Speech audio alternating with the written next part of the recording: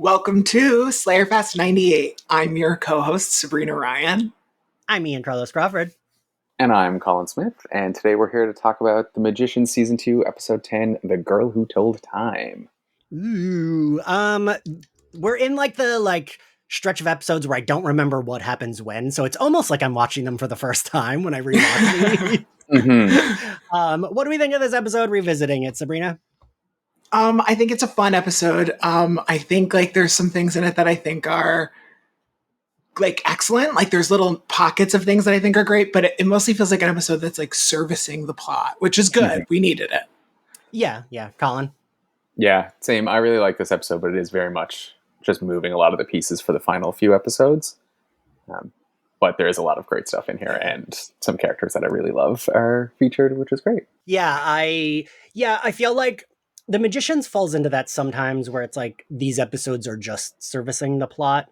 But I think, it didn't work as well in season 1. I think they're starting to work better here because it feels like we have a firmer grasp on who everybody is. So, it doesn't feel like a filler episode, which a lot of times shows that don't do that quite as well. It just feels like, okay, we're clearly just moving pieces. The Magicians, I find, does it really well when you don't kind of notice that it's doing that. Yes, and and this one introduces Marlee Matlin. I love her so much. Love her on this show, yeah.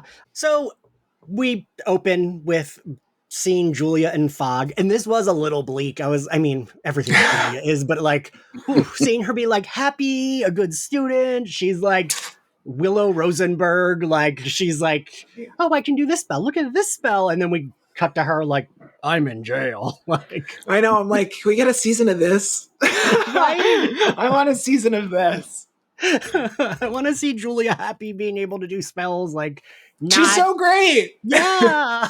Not oh my God, I know why Quentin cares about her now. Right. We go back to Julia. Fogg is letting her go. I do like that Fogg's just because I'm not a prison. You're not my student. Go. He's I know that you can figure this out for yourself, so go on and do it, right? I do appreciate Fogg is just he kind of is just everyone's annoying. I think he's been through this enough time to know that it's a vibes-based system. An attempt to control everything is not actually gonna work. So we tried that 12 of the times. So. Yeah. It really is just vibes. What I think we're going to say, Ian, is why Penny thinks he's not helpful. He Penny's is in his way. He's I don't know if y'all noticed, he's not actually helpful. And he's helpful, but he's not going to go the extra mile. No. Yeah. Whereas, because I keep saying he's a mean drunk Giles. If Giles had to deal with the Scoobies but didn't think of them as family members. It was just oh, you again. And you can tell his relationship with Julia is she needs this moment more than ever for someone to be no, I know the real you. Yeah. And it's such an unexpected place for it to come from. It's nice. They set it up nicely. Yes. Do you think he also kind of feels somewhat responsible in the fact that in this one timeline is the one time she doesn't get in and then her life is complete shit? Yeah. Most definitely. I feel like she should talk to him about that, maybe. Yeah. We go to Fillory real quick, and we see that Elliot is a groomzilla. Margot, I think of this line a lot when she's if I don't get a second, take a hot bath and rub one out, I'm going to fucking kill someone. I love that she's threatening Quentin while saying she needs to go masturbate and girl, I get it. Sometimes you just listen, self-care, you've got to regulate your nervous system. I'm right there, baby. I'm right there. I had a hard day yesterday. I'll say that. And I like when he's you can yell at Elliot for drinking, and she says, because he's fun. Yeah.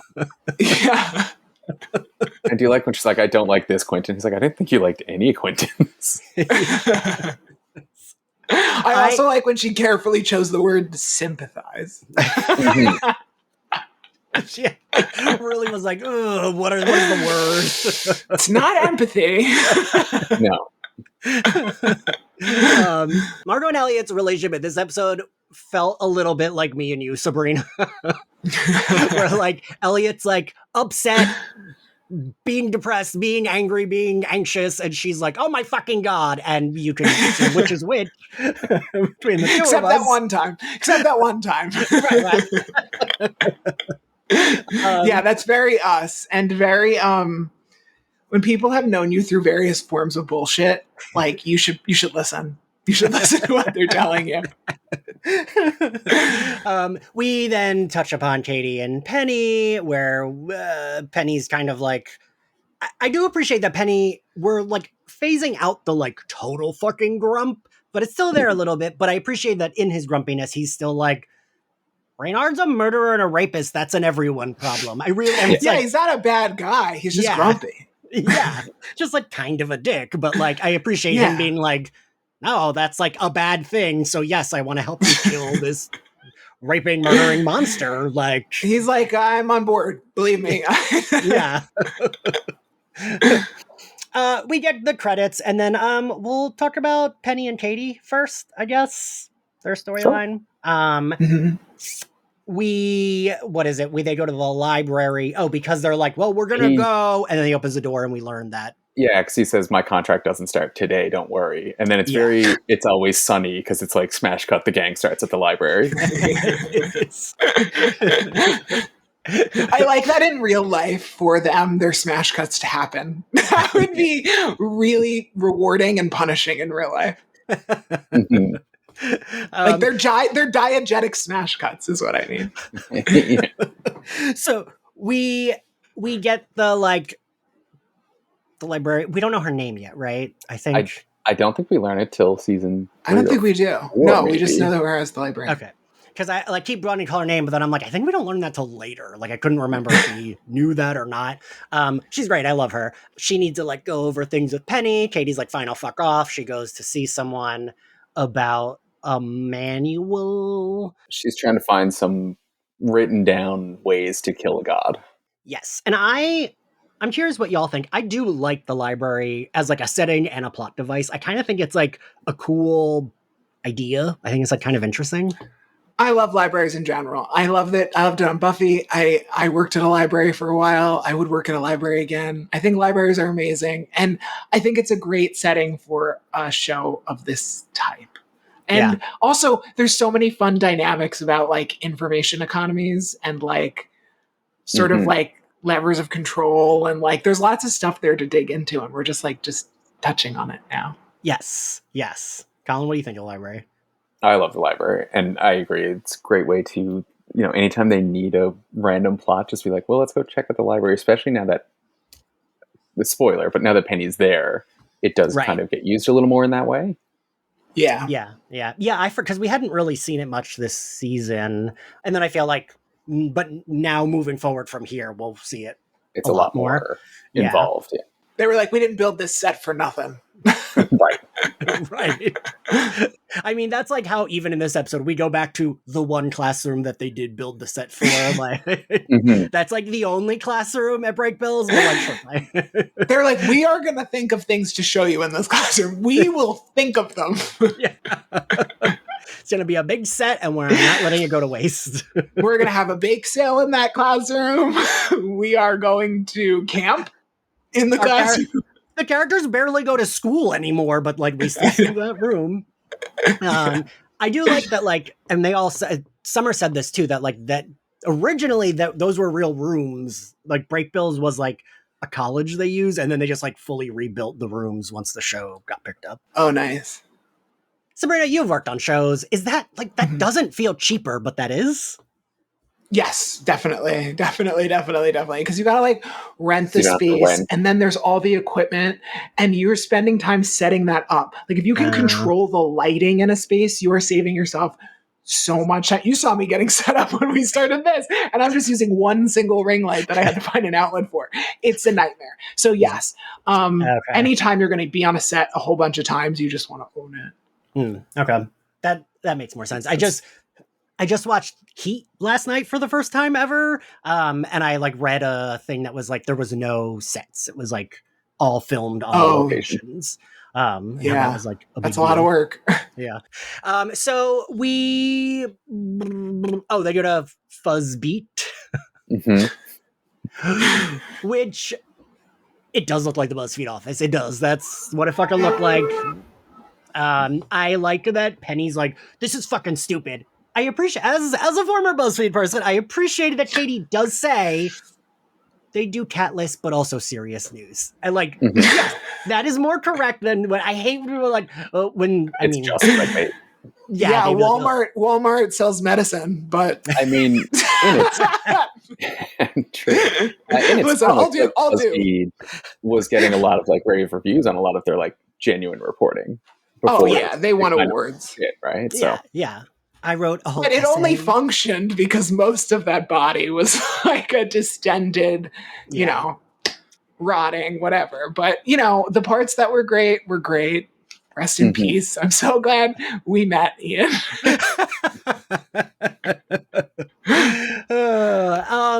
So we then meet Marley Matlins, Harriet. I really appreciate the like when she goes to start talking to Katie in ASL that like because she's moving her hands, Penny's like, oh shit, because he thinks she's like casting a spell.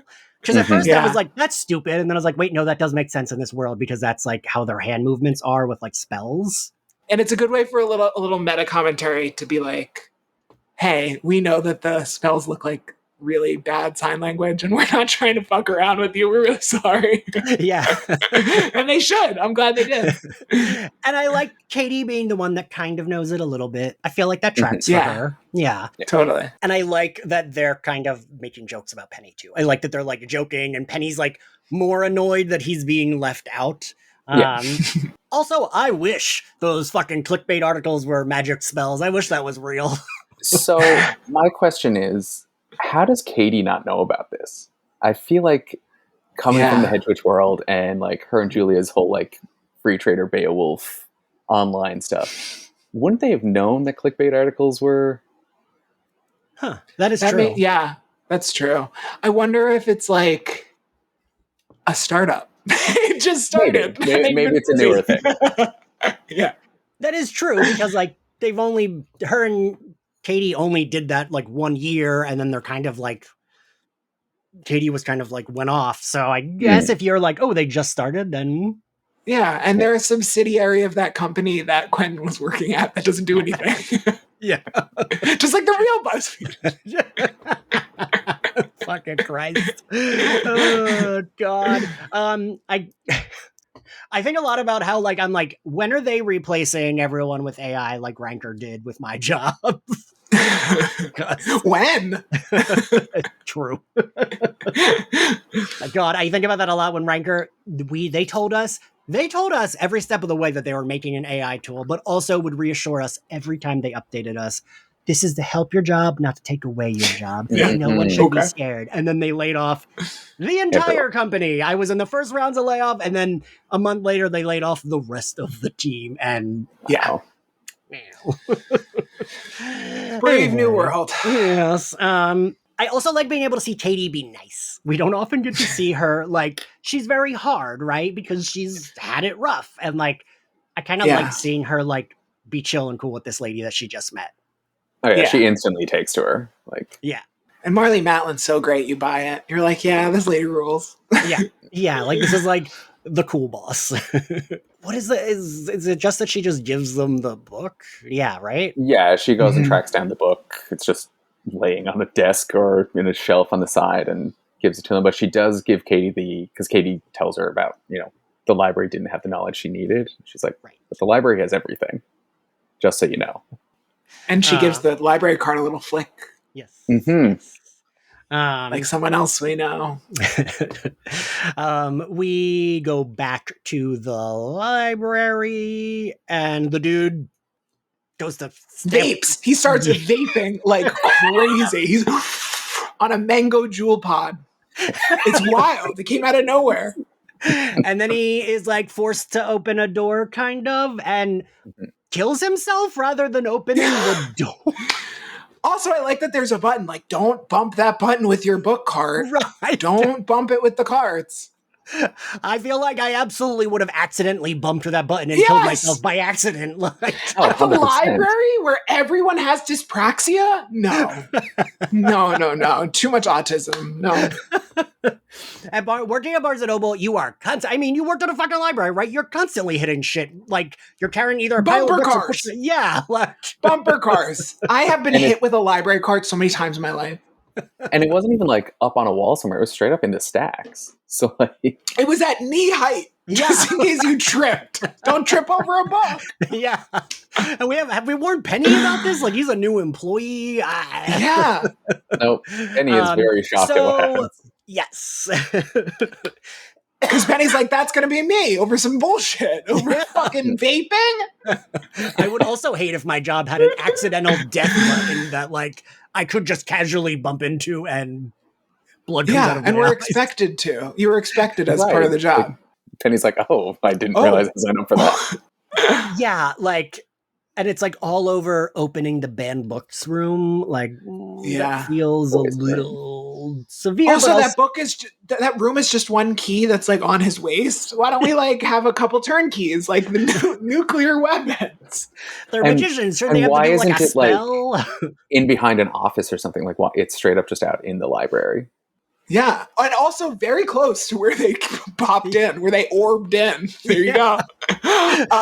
It's very close nearby. I was like, but again, we built this set, this one, and we're gonna use it.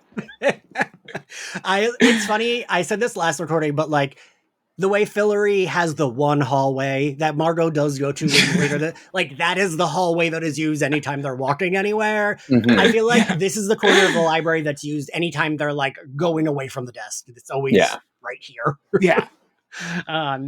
Because also, I don't know if y'all remember either later this season or next season, there's also another door in the library that we like is important, and I feel like it looks just like this. Yeah, I'd get those doors confused with the bathroom all the time. I know I would. It's a big place. I went to pee and I accidentally poisoned the world because I opened the banned books. Again! All right, and I guess now we'll move on to Quentin and Julia. Oh, wait, no.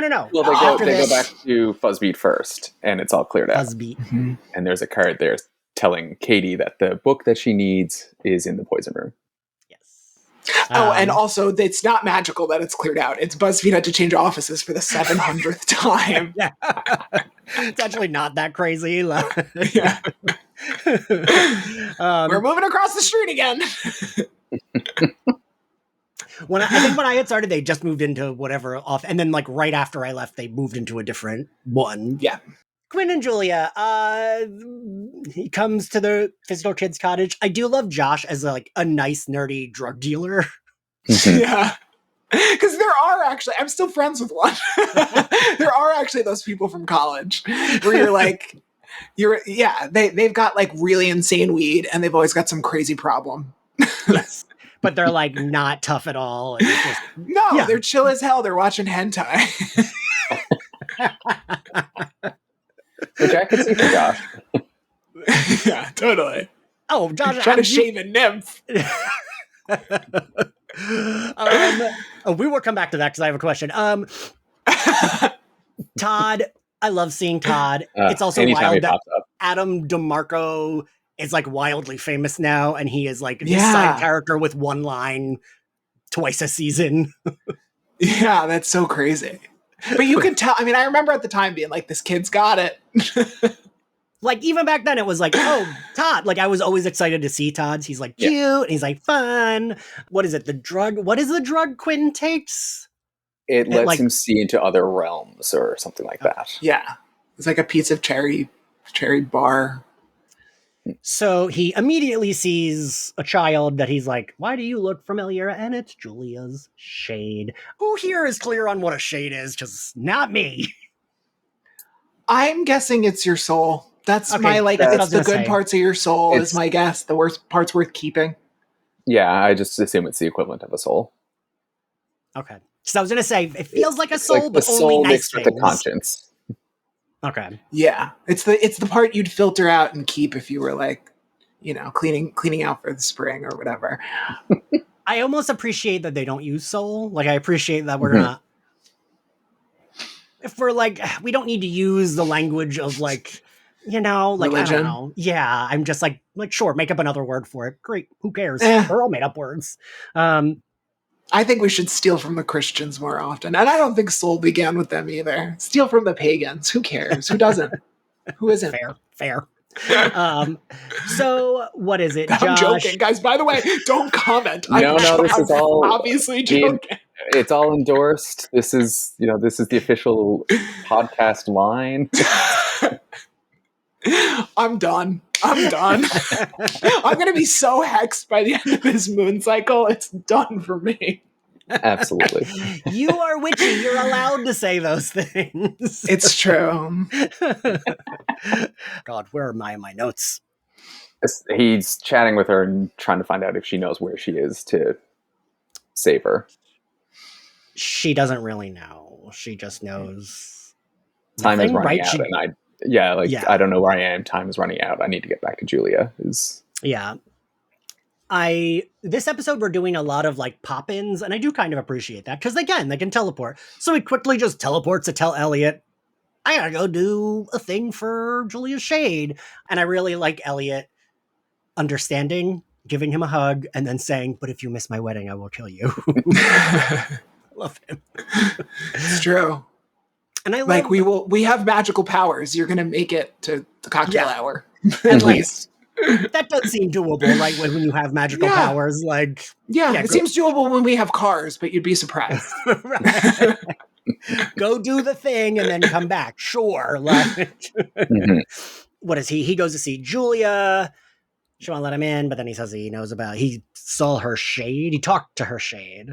They go to the physical kid's cottage, and this is when Todd comes in handy because I remember another episode where this is referenced. I forgot that we referenced that he is Dean Fogg's like ghostwriter, memoirist person this early on. Yeah. I feel like it comes more important a little bit later, but we're getting a little nice drops. Little seed for a future. The show sometimes does this so well that I almost am like, do it less, that they like say one thing in one episode for 1 minute and then don't come back to it for like a season and a half. And I'm like, I don't remember this thing.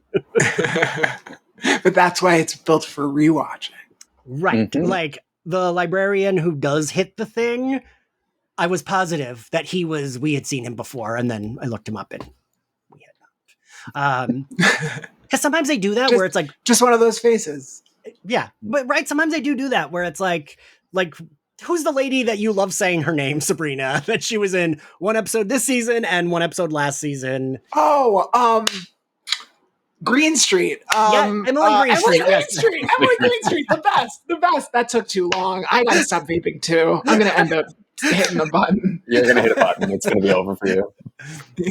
Literally, I just hear you saying her name. But yes, so we someone tell me what we do after this because I don't fucking remember.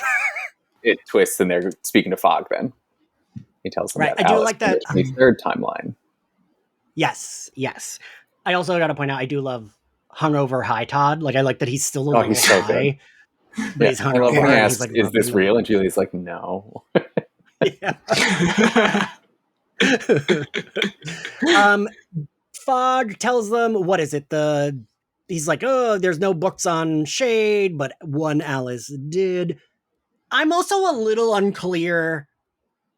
So they do the thing, but like the time loops, did they create I think it's like Marvel style. Anytime there's a time loop or split, it just creates a new universe. So although she was rewinding the time, those timelines continued. Okay. I thought it was like, okay, time is a straight line. And this is a guess because I also don't think this is how time works in real life, but that's theoretical physics. It's like this, and then they would do something, and then when that didn't work out, they loop right back around and just kind of go in another direction, and then loop right back around and go in another direction. And it's creating kind of like a fractal.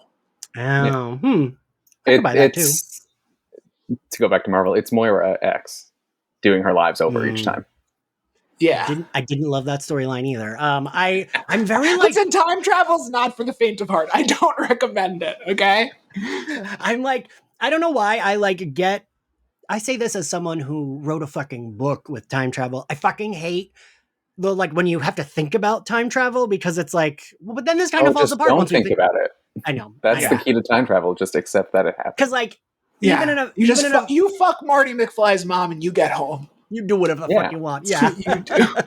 Because even in Avengers Endgame, I remember being annoyed because they very clearly state the rules, and then they very clearly break every single rule that they stated, and then it doesn't matter. Correct. Yeah. Like, yes. Yeah. Hey, but it feels like killing past Thanos should be that should do something. Like, that should, like, mess shit up. I mean, I think all the time about how the nerds pulled off that Buffy time loop spell trap thing, and it's like, that seems pretty difficult. That actually seems like it'd be pretty hard to do. Good for them. Yeah. In true fashion, I do like that it's called a Tesla flexion, which I meant to see if we had seen this before, because I know we see it again, but I couldn't remember if we've seen it before. Because they use those, like... They've used the cage type thing before and, like, the lights, but this is the first time we've seen this specific setup. Those lights, Colin, are the lights I asked you about in Canada. They're the I thought that when you said it. I was like, those are definitely the ones he was at. They love those, like, weird tube lights. They use them all the time, and... So Sabrina, I had asked Colin, I was like, are those like how they have street lights in parks in Canada? Because in the one park, that's what the street lights are, those weird tube lights. And I did not understand. Yeah. I appreciate that it's called a Tesla flexion, but I wrote it down. After Fred Flexion? Fred Flexion. Like, that sounds like a cartoon. Delivery on that of like, no, Fred Flexion, like, you idiot. What are you, fucking stupid? No, not Nikola Tesla. That's dumb. How about you don't make any more guesses? How about we know things or we don't make guesses? How about that? I gotta say, Alt Dimension Alice did break my heart a little bit, right? Oh my god, I did cry, but I have my own stuff going on and it's shot day. But I did cry. I did. I was like, no. Sabrina, I make every trans friend I make, I like win them over with the joke that you were like, are you sure you're not on testosterone, Ian? I was smoking with my friend and his friend, and she laughed so hard at that because she was like, yeah, you are really emotional.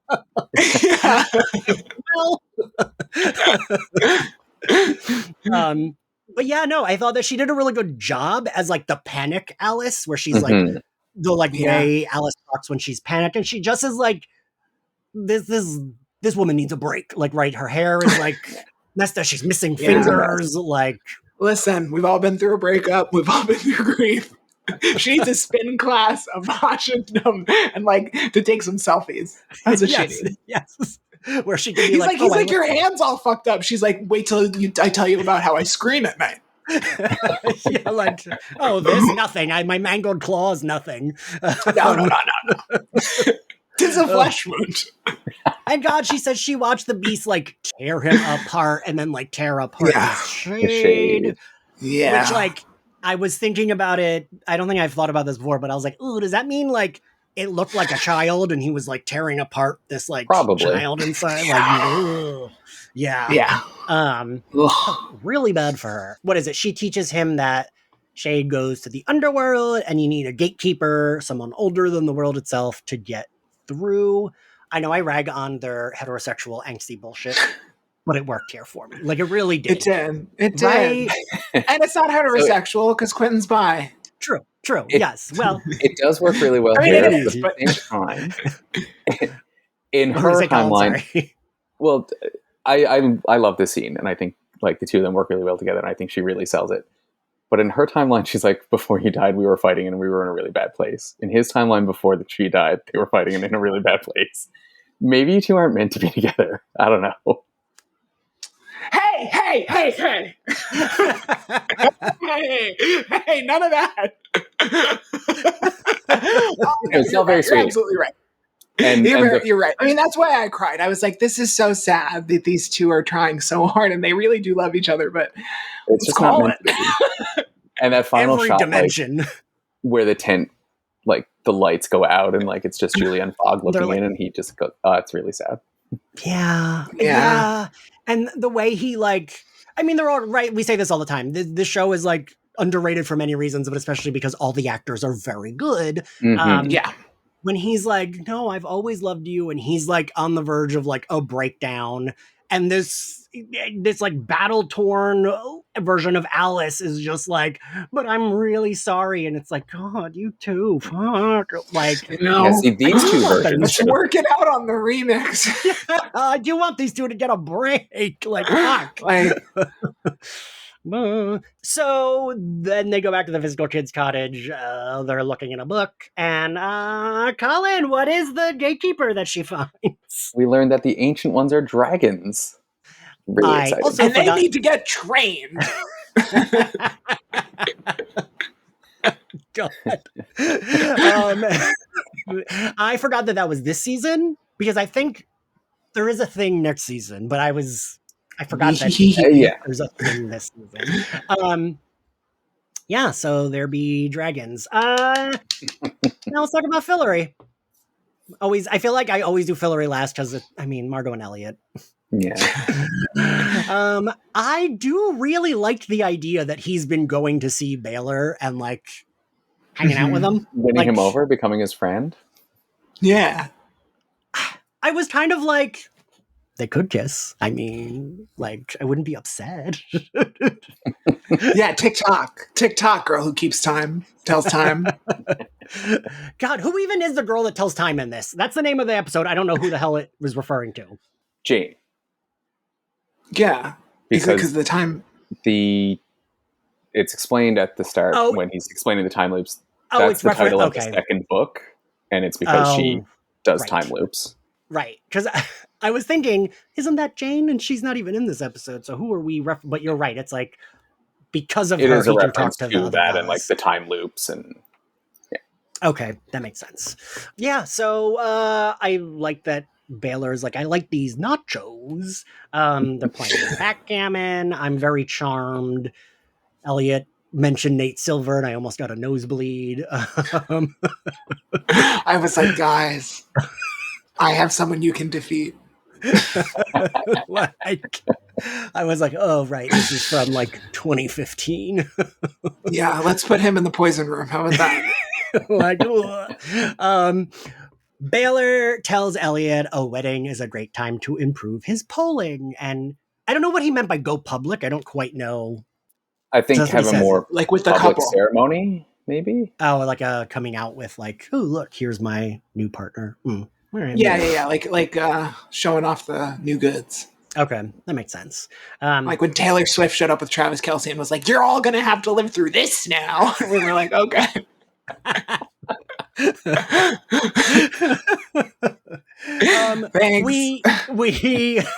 He goes to see Fen, who is disassociating and looking out a window. Like very like Victorian woman being like, when will my husband come back from war? She unconvincingly tells him that she is fine, there's nothing wrong, while like having a 1,000-yard stare and just like looking like she's not doing great. No, people who lie.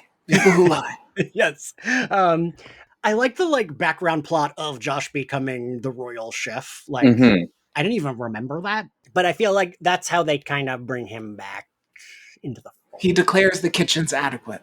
Yes.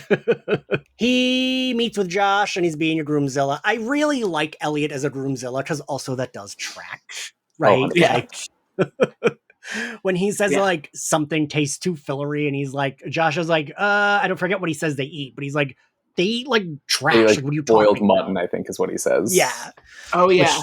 Because that's also, that's the second show this week I watched where they referenced mutton being not good. The exact opposite show of this. And just like that. Huh. And I was like, mutton must taste bad. I don't know. I'm a vegetarian. It also takes place in a fantasy world that has no bearing on our own. Because both are queer shows that feel like they're in fantasy land. Yeah. We can't talk about that. It's a whole We have to start another podcast. Move on quickly, please. He tells Josh what he wants is for everyone to like him. And Josh, understandably, is kind of like, well, I fucking could do a spell for that. And just, walks off because he's annoyed.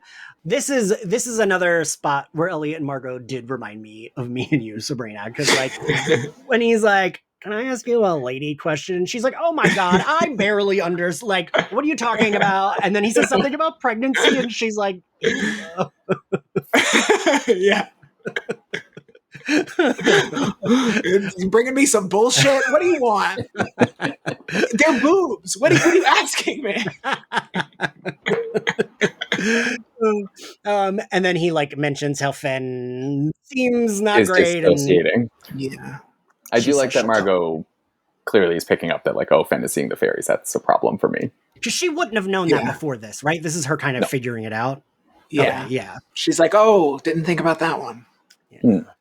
Our girl, there's a nuance to Margot, and that's what I love, because she did fuck up, right? Like we know. No, this is a major fuck up. So what is it? Then we see that, like, Josh says he accidentally roofied the dishwasher while testing out a spell. I didn't want to believe that Baylor put that in there. I was like, no, but Baylor likes him now. But no.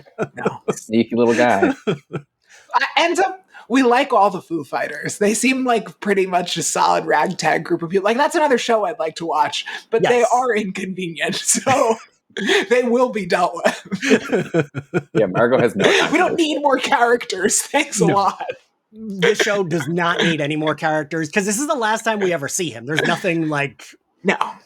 And we're like, we loved you. We'll see you in the comic books. Yeah, we'll see you. And I do like Elliot's line of, now they're going to read my wedding. Because also my timeline of things, I was like, wait, this came out after that? Like, in my brain, this would have been before, but what's time? Who knows? You were busy running around BuzzFeed. So busy. And I do like Elliot saying, we execute him. And Margot saying, I wrote it down. She's like, no, but it means so much to me that that's what you wanted to do. Like, she's so proud of him. She's so proud. Thank you. Means a lot to me. She asks Josh how much more he can make at the potion. He says, I don't know, a buttload. She's like, great, that'll do. Yeah, devises the plan. That's what I also kind of do like that. They just kind of drug them. They're not like killing them. They're just it's just straight up. We're just going to let them have their little love fest in the forest. Yeah. Not like the worst retaliation. No. It's one way to steal an election. Can't think of any others. What could possibly... so they then are nagging Josh, where they're like, Elliot can't go. Well, they know who Margot is. And I like that Josh says, stop the bit. I know you need me to go. Yeah, he's so over these two. Sometimes on the show, it does a thing where it's like, a really important thing happened off screen because we don't have the budget for that set. That's what this felt a little bit like, where he's like, well, I did it. We're good. Yeah. Wait, honestly, so much happens on the show that if we have to cut some stuff for budget to save it for dragons, we're saving it for dragons. You know, I want to see that fucking dragon. Because wait, wasn't it? So I didn't actually watch Game of Thrones. Both of y'all did, right? Mm-hmm. Wasn't it like you didn't see a dragon for a while? Yeah, it took us a little bit. The finale of the first season is when they're born. Because I remember it being like people really wanted to see the fucking dragon. Because in the world, they're like, dragons, dragons, dragons, dragons. And a whole bunch of people are like, there's not going to be any dragons. And it's like, well, people are bringing it up a lot for there to be no dragons. Yeah. Josh comes back, tells me he handled it. And this very much was what I thought was Me and You, Sabrina, when she's like, floating the idea, but what if I fucked Josh? What if he's weird?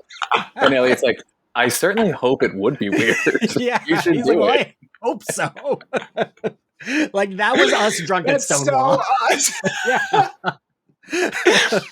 I have a pitch. You know you're getting a yes. You know you're getting a yes. Why are you asking? Give yourself right? Also, I did want to ask, what the fuck is the shaving of the nymph? Is it just that Josh is weird? Yeah. I think so. Okay. Yeah. Because I was like, is that a thing? Like, guys ask for stuff like that. Yeah, they do. Guys like weird stuff like that. And you're like, sure, we'll do it. Okay. You can shave my legs and call me mommy, but I have a list of things that need to happen. We'll do your thing first. Yeah, let's knock it out. Knock it out while I've got energy. Then you've got to get to work.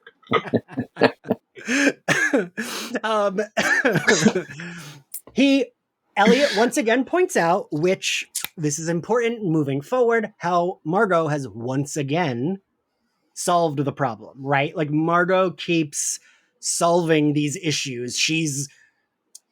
Elliot, when he's being like, well, that's when he reminds me of me. When he's like drunk and being like, well, I don't know, like that's me. Yeah, a little ambivalence, a little anxiety, and then externalizing that as if it's about to help. Yeah. Yes.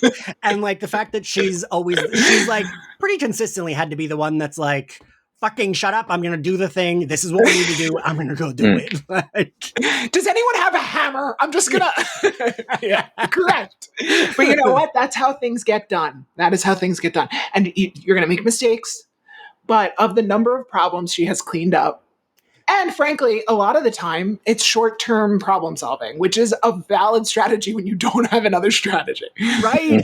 And when you're in this weird fairy tale doing land. It alone. Yeah, you're doing it alone because everyone's off with their bullshit that they won't stop doing. Yes. Signing up for fucking orders of things. Yeah, I love that, like, she's like, oh, fuck, okay. And then he mentions Fen again, and she's like, yeah, she's great. And then she's like, fuck, and needs to like... I forgot about Fen. Yeah, don't handle that. This is like our first full, like, fairy interaction. I love the look of the fairies. I love the way they look. I think it's fucking cool, right? Very good. Very, very good. It's like an elevated Doctor Who thing. Yes. It's really great. Yes. Colin, what do you think of the fairies? Oh, I love them. I think they're great. They're just creepy enough that you're like, yes, odd, but also like beautiful in a way. Most of them. Yeah. So it's, I like their like weird, their posture is always kind of like this. Yeah. And, like, and always just floating around the castle, doing their thing. Yeah. Every part of them is kind of beautiful, and yet there's an uncanny valley effect when you put it all together, which is how I imagine a fairy would corporealize itself. Overdo it a little. I mean, I did the same thing. One of the fairies in this recording. I'm into it because it's like creepy but beautiful, and like, I don't know, I just there's something about it that like really does it for me. Like I do feel like that feels more like a fairy than like a Disney, like cute wings, cute little dress fairy. Yeah. Because they gotta have like a side that's like, oh well, this thing could murder me, and that's these have that along with everything more else. Folklore fairy than, like you said, Disney fairy. So Margot wants to talk about the deal. The fairy's like, nope, poof, fuck you. Fen walks in, and the way Margot talks to her is so condescending, but like, the thing is, it's like, girl, I get what she's trying to be like, this is my voice of like, she will trust me and believe me, but it doesn't work, right? Like, it doesn't fucking work. And I appreciate that Margot knows she fucked up, because as soon as Fen leaves, she's like, fuck. Because she knows that's the thing I love about Margot, is that, because she will fuck up, but she like almost immediately is like, fucking damn it, I know I fucked this up. She's trying her best and firing on all cylinders. She's got a lot going on. Fen goes to see Elliot, and it is not Elliot. Poof, it is a fairy, and it takes her away. The fairies, I think, are real. Like, they become almost like the type of villain that in like something like this or something in Buffy that like always really frustrates me and like gets me in the way a villain should get you, is when they're like this, where it seems like the character that they are up against, they are undefeatable. In kind of the way that Glory was with Buffy, where it's like, but we know she's stronger than Buffy, so like, what the fuck? Like, when she goes to Buffy's house, we know that's scary because we already know Glory is stronger. So like, she could kill everyone in the house. And the fairies more and more feel undefeatable, and I do think that worked really well. Like, the fact that it doesn't even respond to her when she's like, we need to talk about my deal. And the fairy's just like, poof.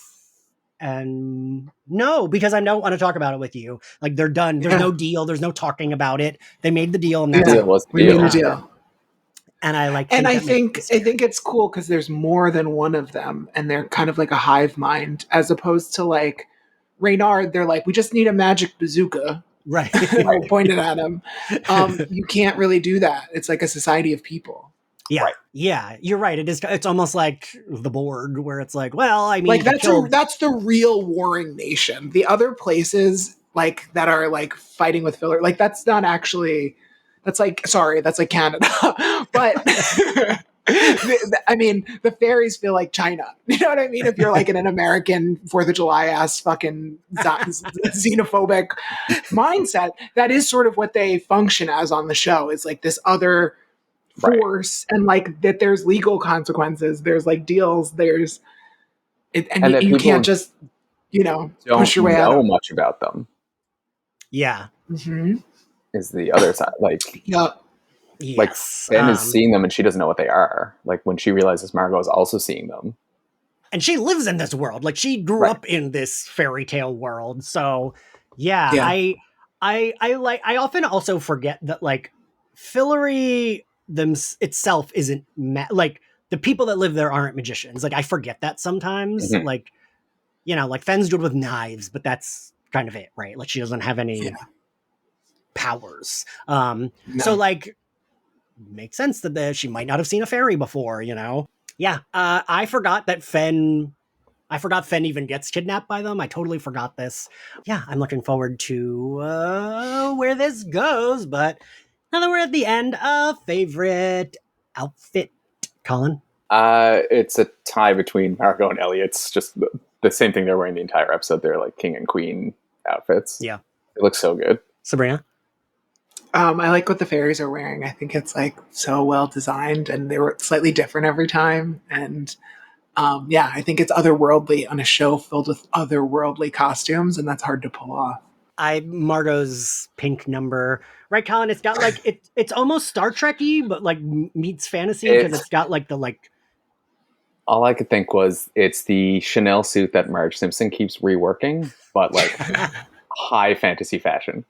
Because it's got like the black details and everything as well. That's so funny.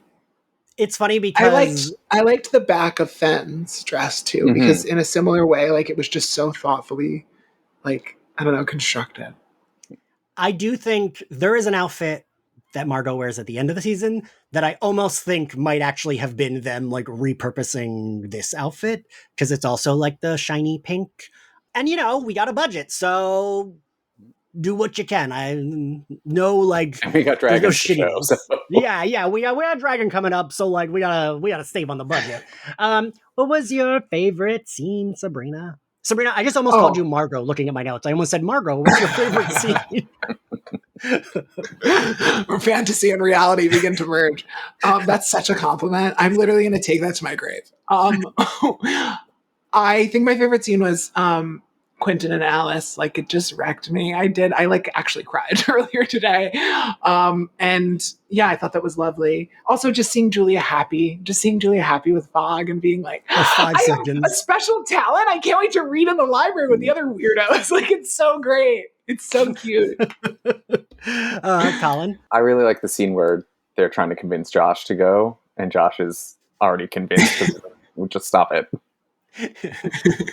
Mine, Sabrina, is the same as you, that Alice, and I almost never have an Alice and Quentin scene as my favorite, but you're right, it just like, it really worked, and like, even if you don't really like them that much, it still works. Like, these actors are fully selling what's going on. Oh, absolutely. It's an act of true love. They're not getting anything out of it. They're like, of course you want to say what your piece, I'm sorry or whatever, but they're going back to separate realities. This isn't even the version of them that you're trying to apologize to. It's just an act of true love. I think that's nice. Although if I had a 2-minute shot clock, I would have moved the pace a little bit, but sure.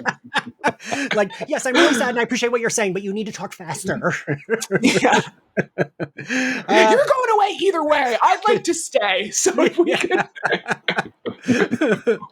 But I will say, honorable mention to Margot saying, floating an idea. Would it be weird if I fucked Josh because it's just so good? Yeah. It's so good. What grade do we give this episode, Colin? I'm giving it a B. All right, Sabrina. B.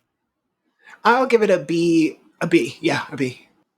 Y'all might have. I had C+, but I think I'm gonna go to B. Yeah, I think I'll go to B. I was leaning a little on a B-, but there are such gems in there that just because it's not cohesive, yeah, I don't care. Yeah. I don't care. There's cohesive episodes coming up. We're good.